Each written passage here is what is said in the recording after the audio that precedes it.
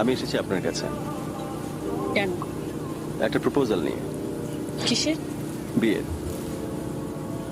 কার? আমাদের দুজনের।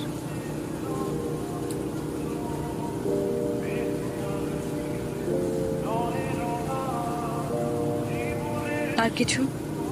আমার যোগ্যতা, আমি আপনাকে ভালোবাসি। এই যোগ্যতায় আমাদের দুজনের কি এক হওয়া সম্ভব?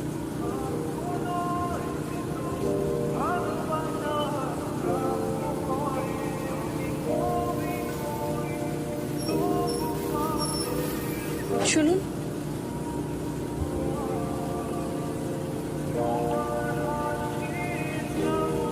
আমার ফুল আপনি কাকে দেবেন? আপনি নেবেন?